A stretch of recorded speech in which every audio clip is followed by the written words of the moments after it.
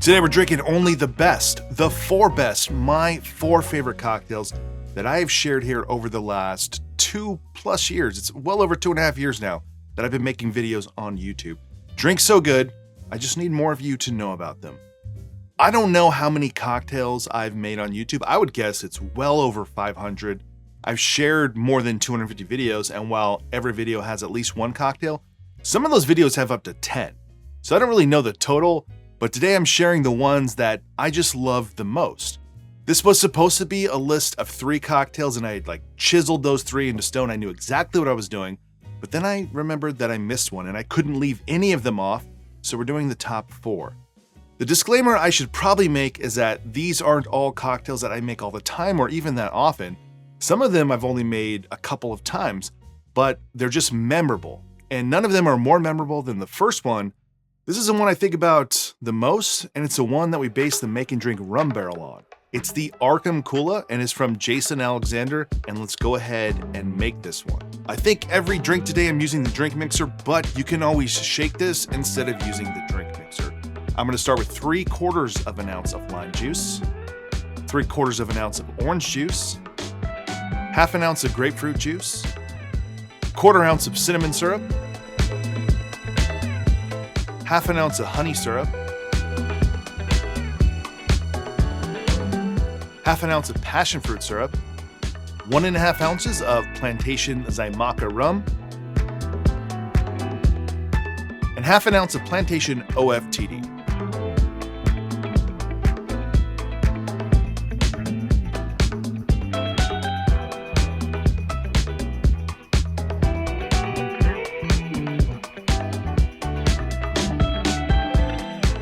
This is served in a hurricane glass, and I'm garnishing with mint and an orchid.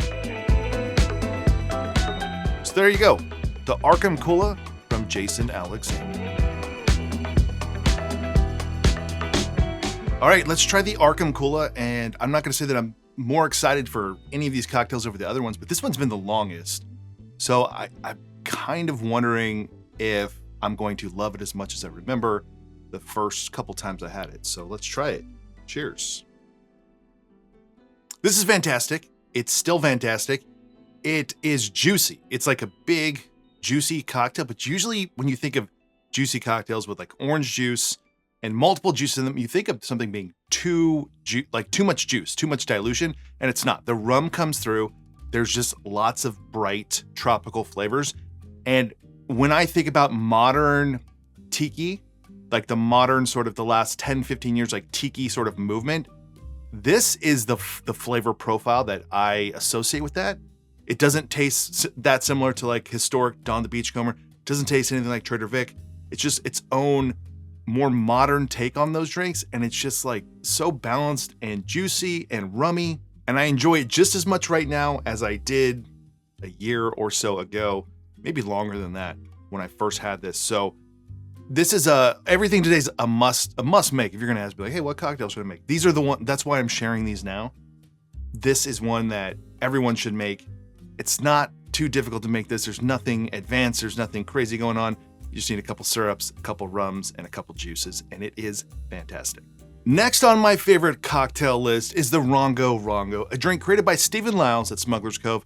And the drink was shared and imbibed many years ago, but the version that I'm gonna make is slightly different than what was shared in imbibe. And the one today, I'm just kind of swapping out the rums from the last time I shared this on YouTube. It was shared with me by a bartender at Smuggler's Cove, so I don't know if they've changed it since then, but it's a very simple cocktail, and it is very tiki. Start with 1 dash of Angostura bitters, 3/4 ounces of cinnamon syrup, 3/4 ounces of pineapple juice, 1 ounce of lime juice, 3/4 ounces of plantation pineapple rum, 3/4 ounces of an aged or somewhat aged Jamaican rum, and 3/4 ounces of OFTD.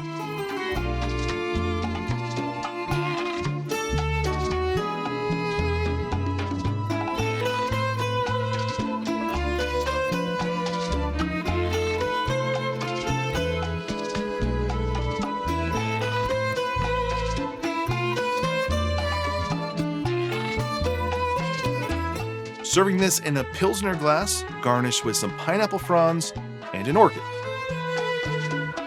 So there you go, the Rongorongo from Stephen Lyles.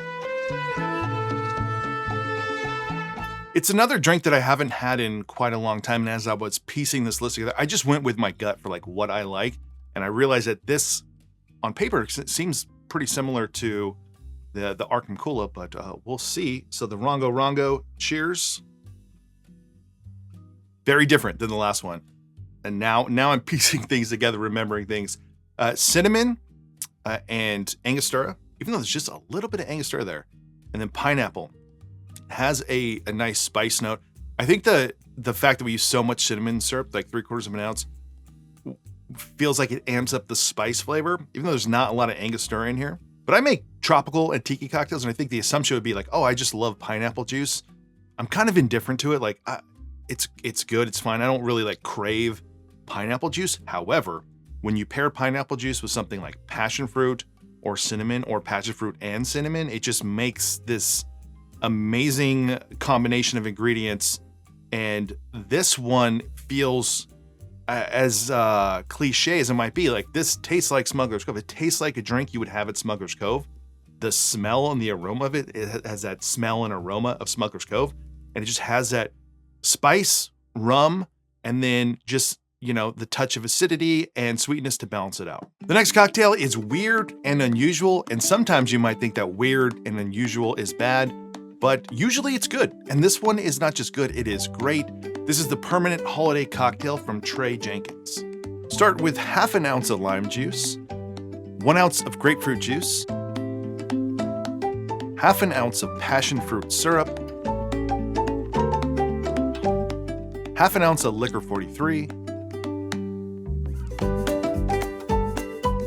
1 ounce of Averna, and then 1 ounce of bourbon.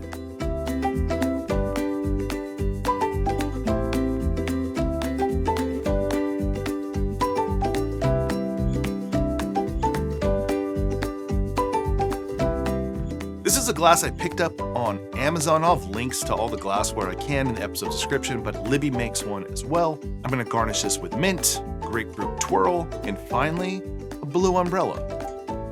So there you go, the Permanent Holiday from Trey Jenkins.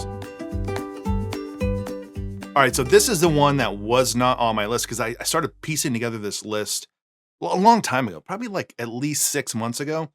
And this drink came after that. I also featured this drink in a video with 2 other cocktails about bourbon, tropical, and tiki cocktails. So the fact that it was in that video when I was piecing together, you know, this list it's kind of out of my mind. And then I remembered, oh yeah, this is an amazing drink.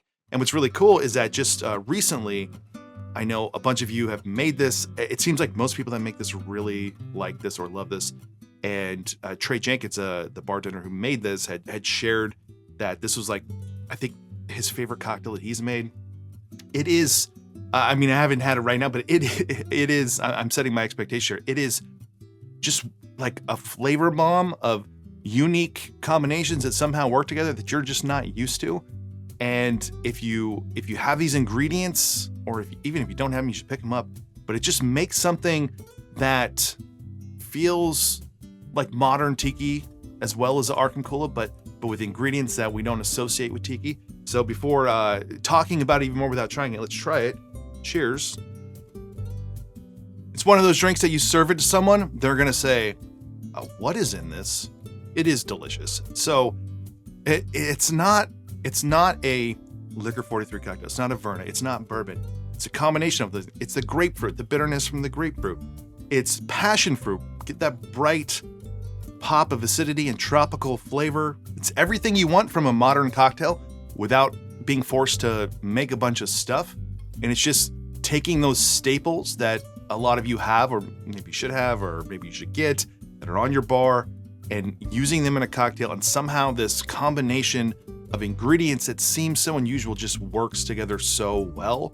And it's everything together. It's all of these things pieced together make a beautifully delicious cocktail.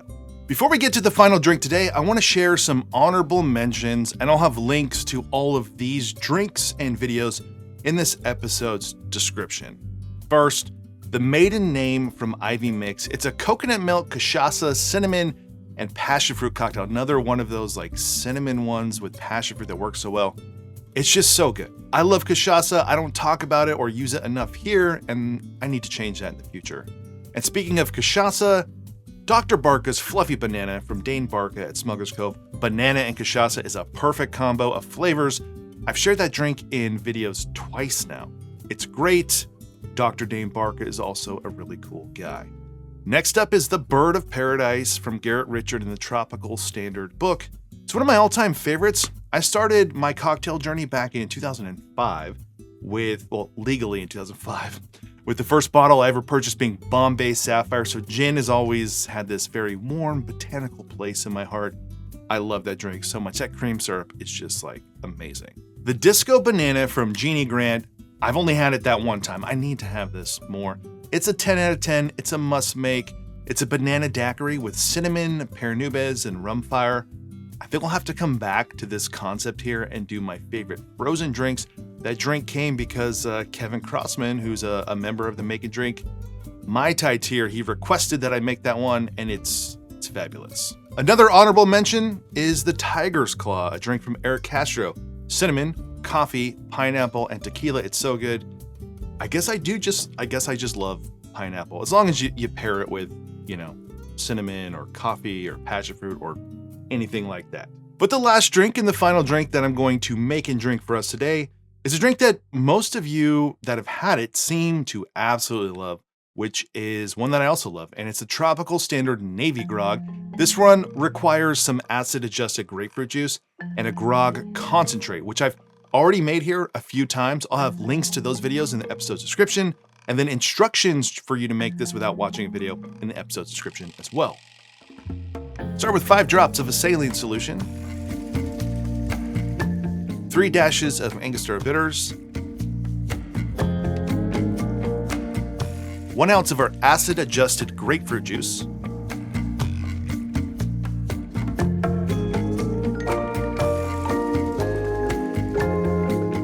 3/4 ounces of the Tropical Standard Grog concentrate, 1 teaspoon of St. Elizabeth allspice dram, 3/4 ounces of Hamilton 86, 3/4 ounces of Appleton Estate 12, and 3/4 ounces of Bourbon Court White.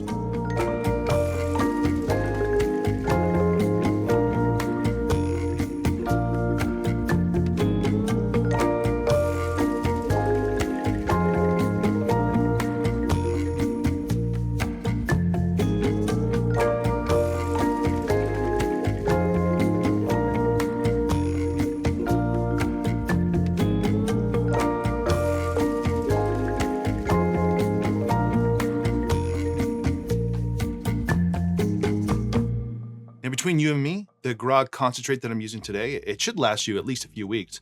I may have made that, a year ago and froze it. And I do that with a lot of syrups. If I make larger batches of syrups, for the most part, I'll freeze them. I don't usually freeze juices, maybe orange juice or pineapple juice that's fresh, but when it comes to syrups, if you have the space and you have extra, you can always freeze some, thaw it out later, and use it then. So let's try it. Cheers. Just as good as the first time I made it. This is the first drink that I made from the Tropical Standard book. It's the first video from that book that I shared here.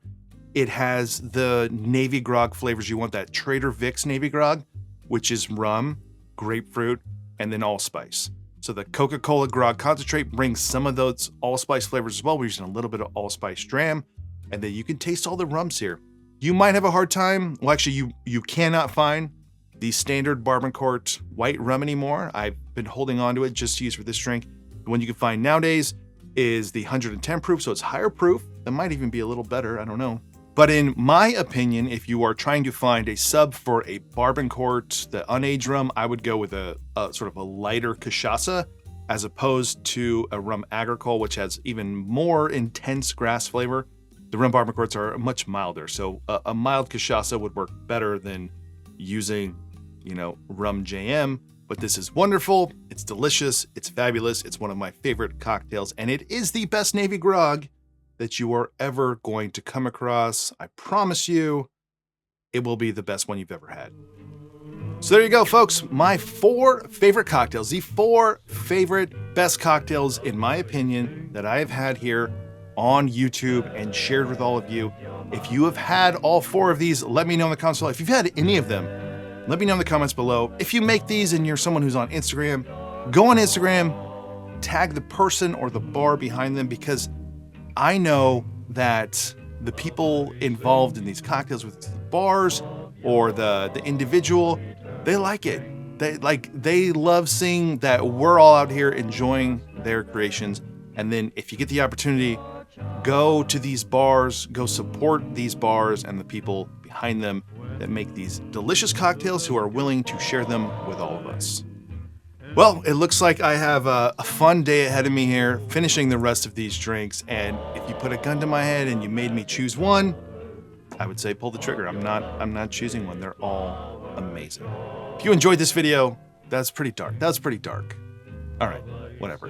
If you enjoyed this video, please give it a like below. Consider subscribing. If you want to support this channel more, please check out my Patreon page. There's different tiers, and there's even a tier where I'll make one of your favorite cocktails here on YouTube. So check me out on Patreon. Otherwise, see you on the next one.